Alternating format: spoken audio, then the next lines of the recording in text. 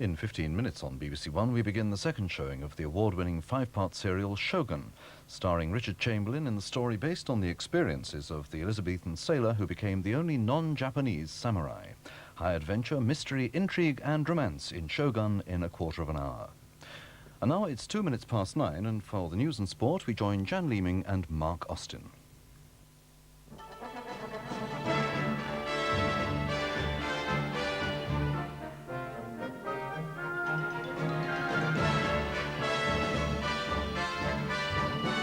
In France, 20 die tonight and nearly 200 are injured as two trains collide.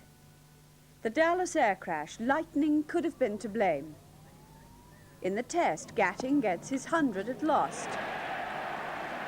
And it's church bells for the Queen Mother. She's 85 tomorrow. At least 20 people have been killed in a head-on train collision in southwestern France. Nearly 200 others were injured, 29 of them seriously. It's reported that some people are still trapped in the wreckage of the crash, which happened when an express train hit a local train near Figeac. It was travelling from Paris to the south of the country. Firemen, police, doctors and helicopters were tonight involved in rescue operations for the worst rail disaster in France for 23 years. Eyewitnesses say the bodies of those killed in the crash were scattered for 50 yards, and the death roll is given as 20, with 30 people seriously injured and 150 others also hurt. 2 coaches were derailed and there was a fire. It happened just outside the town of Figeac, and the unofficial theory is that an express train from Paris, which would normally have passed a local train in a small station where there are double lines, was late. The local train, according to these unofficial reports, was nevertheless allowed to go onto a single line where it met the Paris train head-on. At least 120 people have been killed in an American jet crash. Aviation experts in Texas are investigating the possibility that the Lockheed TriStar may have been hit by lightning as it came into land at Dallas-Fort Worth Airport during a severe thunderstorm. The Delta Airlines plane broke into pieces and burst into flames, but 28 passengers and 3 crew survived. The Jumbo was seconds away from a safe landing when it bounced across a major road and exploded just 200 yards short of the runway. Conditions were terrible. The Dallas-Fort Worth airport had been hit by a fierce rainstorm. The plane broke up. Most survivors were in the tail section. From what I remember, the plane hit twice. We hit once, and I thought it was a real rough landing.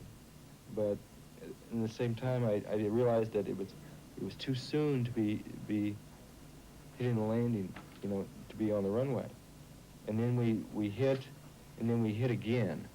And then the last time when we hit like that, then I saw the flame coming. You know, there were still a lot of people just strapped in the seats here, you know, and they was kind of mangled up, and there was a lot of them laying on the ground, just really bunged up.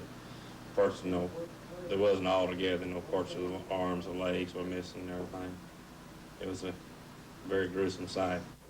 One passing motorist was killed as the jumbo jet disintegrated. The major point of impact was a water tower on the edge of the runway. It's the first major disaster at Dallas-Fort Worth Airport, one of the most advanced in the United States. At home, a 19-year-old nurse was killed when a double-decker coach overturned in County Durham.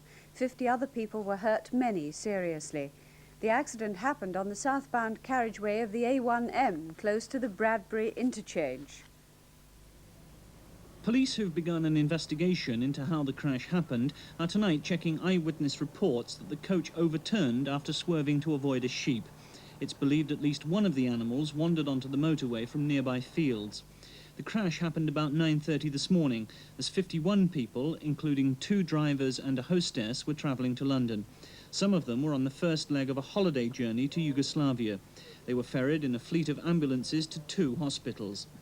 The vehicle was going backwards and forwards, you know, seemed to lose control. And that's all, we're just waiting for it to topple over, because the upstairs deck seemed to be, you know, top heavy, you know. I just went over. An air and sea search is continuing off the North Yorkshire coast for 2 teenage sisters thought to have been swept out to sea.